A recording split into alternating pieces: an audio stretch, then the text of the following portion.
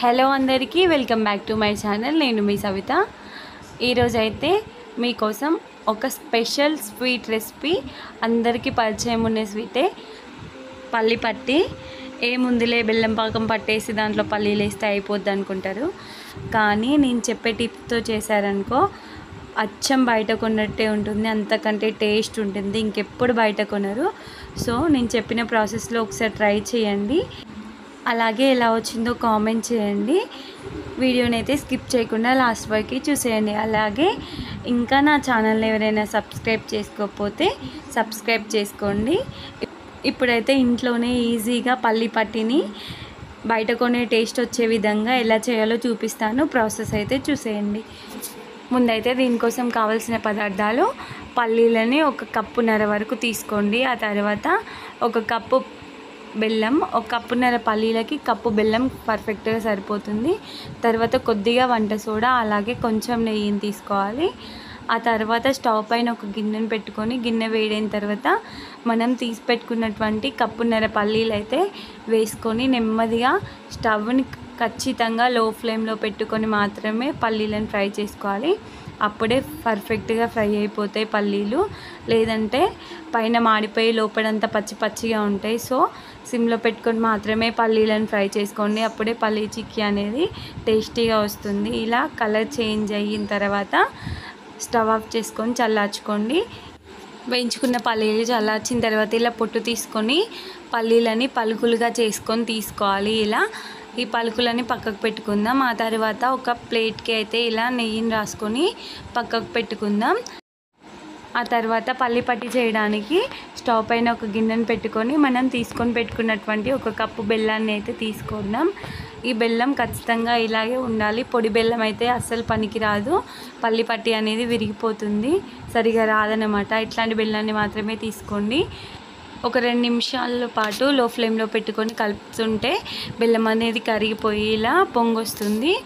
అప్పుడు మనం దీనిలోకి కొద్దిగా నెయ్యి అనేది యాడ్ చేసుకుందాం. ఈ నెయ్యి పల్లి పట్టీలో వేయడం వల్ల పల్లి పట్టీకి మంచి మెరుపు వస్తుంది, షైనింగ్ వస్తుంది అనమాట.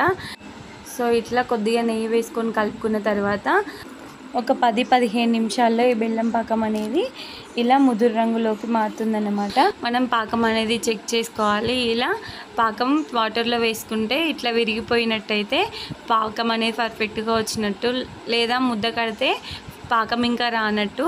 సో ఇట్లా విరిగితే మాత్రమే మనం పాకం అనేది వచ్చినట్టుగా అర్థం చేసుకోవాలి. ఈ పాకం వచ్చిన తర్వాత దీనిలోకి ఫైనల్గా మన స్పెషల్ ఇంగ్రీడియంట్ సోడా అనేది వేసుకోవాలి. కొద్దిగా వేసుకుంటే సరిపోతుంది. ఆ తర్వాత ఈ పాకంలోకి మనం ముందుగా సిద్ధం చేసి పెట్టుకున్నటువంటి పల్లి పలుకులు కూడా వేసుకొని పాకం అంతా ఈ పల్లి పలుకులకి పట్టే విధంగా మంచిగా కలుపుకోవాలి. ఇలా బాగా కలుపుకున్న తర్వాత దీన్ని ఒక ప్లేట్లోకి, అదే మనం ముందుగా నెయ్యి రాసి పెట్టుకున్నాం కదా, ఆ ప్లేట్లోకి అయితే షిఫ్ట్ చేసుకోవాలి. ఇలా నెయ్యి రాసిన ప్లేట్లోకి షిఫ్ట్ చేసుకోవాలి. చాలా వేడిగా ఉంటుంది, చేయితో ముట్టుకునే ప్రయత్నం మాత్రం చేయకండి, చేయి కాలిపోతుంది. సో ఇట్లా ప్లేట్లో వేసుకున్న తర్వాత దీన్ని అంతటిని ఫ్లాట్గా చేయడానికి ఇలా నేను ఒక చెంబునైతే వాడుతున్నాను. మీరు ఒకవేళ కింద బండపైన కానీ లేదా ఏదైనా చెక్క పైన కానీ వేసుకొని మన చపాతీ కర్ర ఉంటుంది కదా, దాన్ని కూడా యూజ్ చేస్తూ ఫ్లాట్గా చేసుకోవచ్చు. ఇలా మంచిగా ఫ్లాట్గా చేసుకున్న తర్వాత, అంటే సమానంగా చేసుకున్న తర్వాత దీన్ని మనం ఇష్టం వచ్చిన షేప్లో అయితే కట్ చేసుకోవాలి. ఇట్లున్నప్పుడే కట్ చేసుకొస్తుంది, గట్టిగా అయిన తర్వాత కట్ చేసుకోరాదు. సో చూసిరా ఎంత మంచిగా వచ్చిందో, చాలా పర్ఫెక్ట్గా వస్తుంది, క్రంచీగా ఉంటుంది, అచ్చం మనం బయట కొనుక్కున్నట్టే ఉంటుంది. తప్పకుండా ట్రై చేయండి. ఇంకెప్పుడు బయట కొనుక్కోరు, ఇట్లా చేసుకొని తింటే ఇంట్లో. అలాగే ఇలా ఎవరికైనా చేసి పెట్టారంటే పొగడకుండా ఉండలేరు. సో ట్రై చేయండి. ఇంకా నా వీడియో కనుక మీకు నచ్చినట్లయితే లైక్ చేయండి, షేర్ చేయండి, కామెంట్ చేయండి. అలాగే మీ ఫ్రెండ్స్కి ఫార్వర్డ్ చేయండి. నా ఛానల్ని సబ్స్క్రైబ్ చేసుకొని పక్కనే ఉన్న బెల్ ఐకాన్ అయితే క్లిక్ చేయండి. అప్పుడే నా వీడియో నోటిఫికేషన్స్ అనేవి మీకు వస్తాయి. నన్ను ఇలాగే సపోర్ట్ చేస్తారని కోరుకుంటున్నాను. ఇంకా మరెన్నో వీడియోలు మీకోసం అందిస్తాను.